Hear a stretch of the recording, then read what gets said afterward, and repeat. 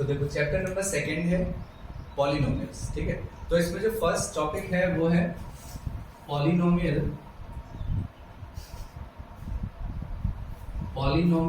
In one variable. Polynomials in one variable. Polynomials in one variable का मतलब है कि जहां पर सिर्फ एक ही वैल्यू वेरी करे। एक ऐसा पॉलिनोमियल जहां पर सिर्फ एक अननोन क्वांटिटी होती है और उसकी वैल्यू हमने फाइंड करनी है। तो अब यहाँ पर linear equation polynomial in one variable, example के लिए जैसे 2x + 3। यहाँ पर x एक वेरिएबल है, एक अननोन क्वांटिटी, ठीक। इसी तरीके से हम लोग लिख सकते हैं 3x² + 2x + 4।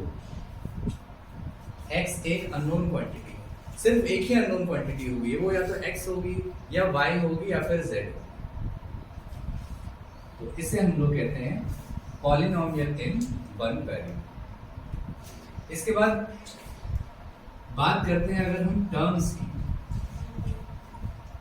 तो एक पॉलिनोमियल वो एक टर्म से भी बन सकता है, 2 टर्म से भी बन सकता है, 3 टर्म से भी बन सकता है, 4 टर्म से भी बन सकता है।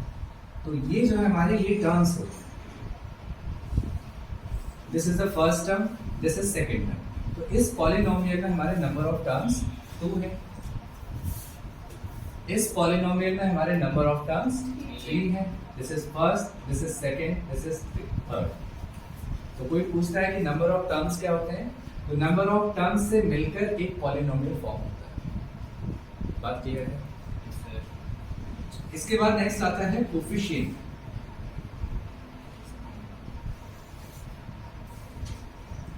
Coefficient,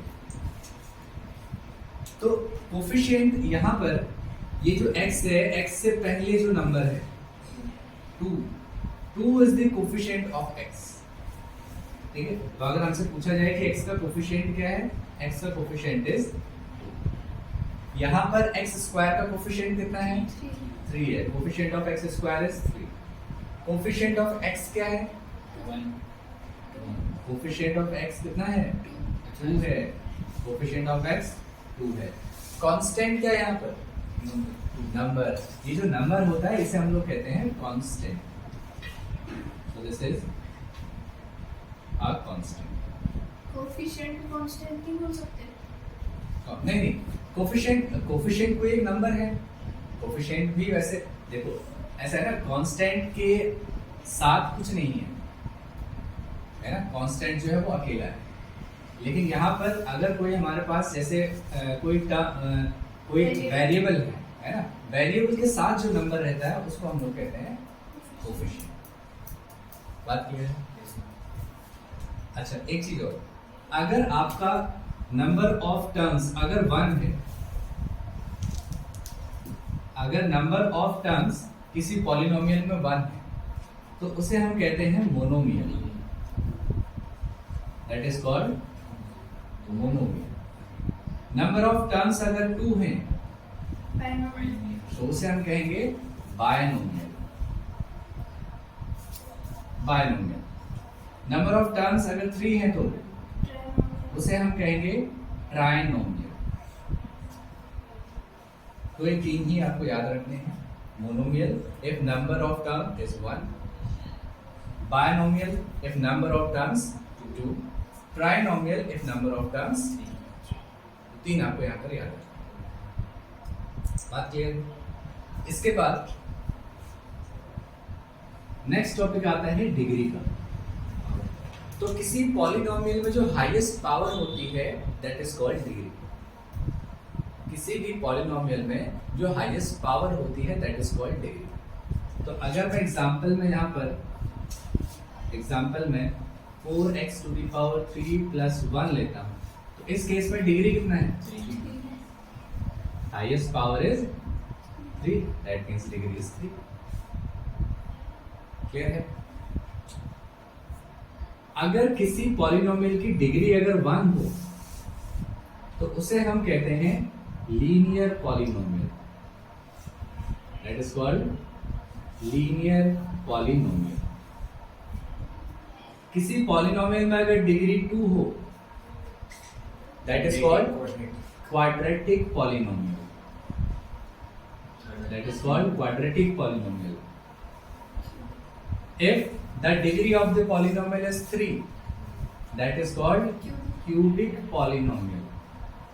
That is cubic polynomial. बात क्लियर है? समझ में आया सभी को? ठीक है, चलो नोट करो पहले इसको।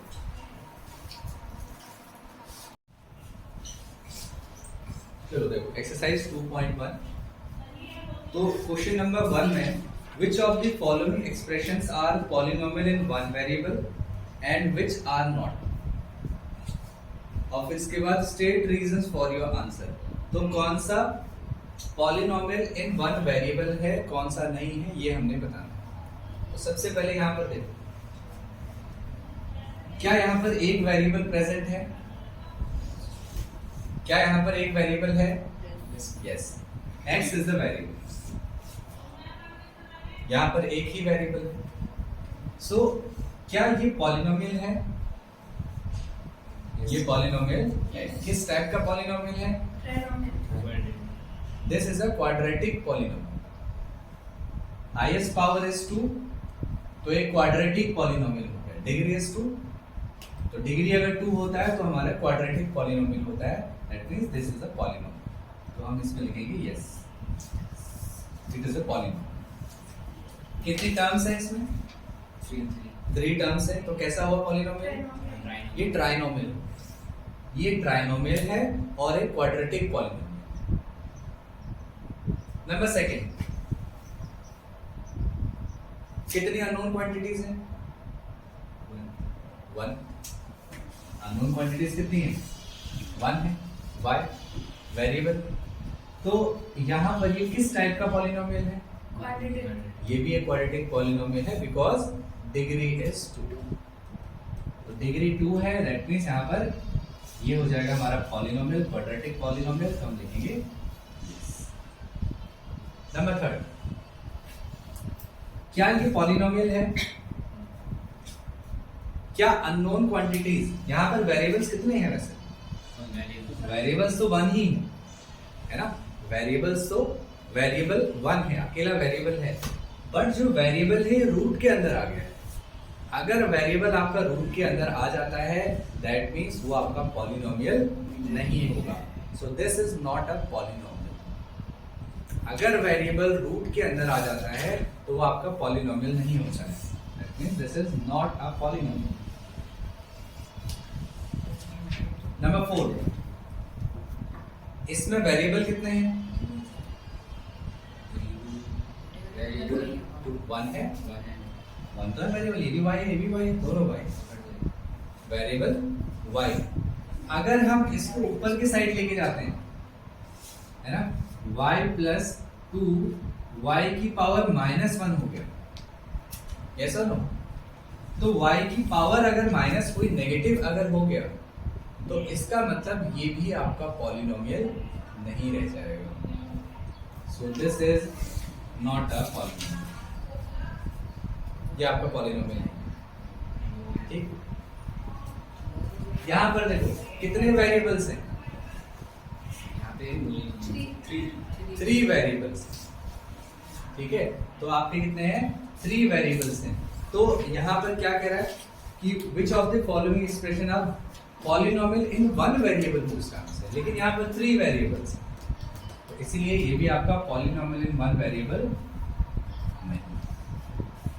बात समझ में आई? देखो जो डिग्री है, डिग्री कोई भी होल नंबर हो सकता है। आपका जो डिग्री है वो कोई भी क्या हो सकता है? होल नंबर हो सकता है। कभी भी आपका फ्रैक्शन में नहीं होगा, क्योंकि अगर हम यहाँ पर देखो t की पावर, इसको हम कितना लिख सकते हैं? 1/2। यस और no? Square root of t को हम लोग t की पावर 1/2 लिख सकते हैं। ये आपका फ्रैक्शन में आ गया। यहाँ पर आपका y की पावर माइनस नेगेटिव आ गया। तो y की पावर आपका 0 हो सकता है, 1 हो सकता है, 2 हो सकता है, ऑल पॉजिटिव नंबर्स हो सकते हैं। उसके अलावा पावर जो है होल नंबर के अलावा कुछ नहीं हो सकता, ना ही नेगेटिव होंगे ना ही फ्रैक्शन। बात क्लियर है सबको? तो फर्स्ट क्वेश्चन हो गया। सेकंड देखो, right the coefficient of x square. X square का कोफिशिएंट कितना है यहाँ पे? 1। यहाँ पर एक्स स्क्वायर का जो मल्टीपल है वो कितना है? इससे पहले जो नंबर है 1 है, जब कुछ नहीं होता था 1 होता है। यहाँ पर कितना है? -1। X square coefficient -1। यहाँ पर कितना है एक्स स्क्वायर कोफिशिएंट? 5/2 है। ठीक है, यहाँ पर कितना है? कोफिशिएंट कितना है? √2। तो जो कोफिशिएंट है वो कोई भी रियल नंबर हो सकता है। आपका जो कोफिशिएंट है वो कोई भी एक रियल नंबर हो सकता है। मींस प्लस में हो, माइनस में हो, फ्रैक्शन में हो, कोई प्रॉब्लम नहीं है। रूट के अंदर हो, डेसिमल में हो, कुछ भी हो, ऑल रियल नंबर्स। ठीक, तो आपका कोफिशिएंट कोई भी रियल नंबर हो सकता है।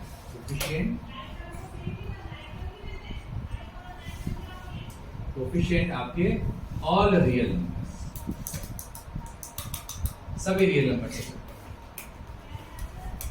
सेकंड टर्म, थर्ड मान लो, give one example of binomial of degree 35 and monomial of degree 100।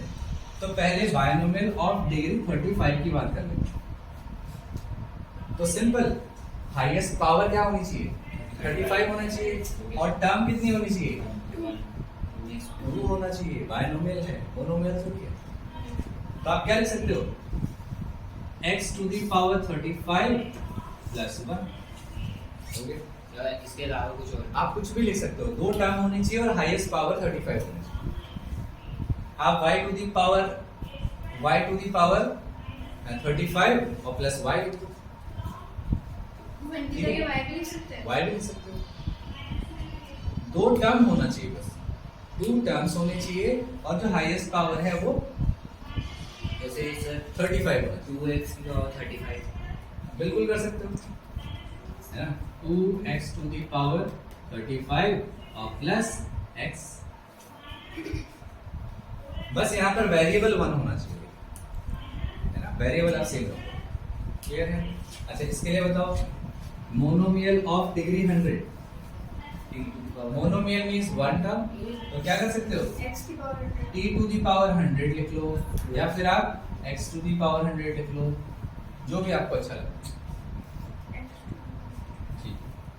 Next, right the degree of the polynomials. Degree is the highest power. तो यहाँ पर हाईएस्ट पावर कितनी है? 3 है, तो डिग्री कितना हो गया?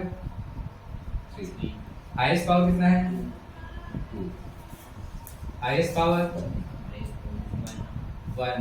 Highest power 0। कांस्टेंट में हाईएस्ट पावर 0 होगी। नेक्स्ट, फिर क्लासिफाई द फॉलोइंग। अब क्लासिफाई करना है, लीनियर है, पॉलिनोमियल हमारा, क्वाड्रेटिक है या फिर क्यूबिक है। फर्स्ट वाला कैसा है? क्वाड्रेटिक है, quadratic polynomial. So this is quadratic polynomial. First one is quadratic polynomial. Second is cubic polynomial. So this is cubic. Third is quadratic. Fourth is linear. Fifth is linear.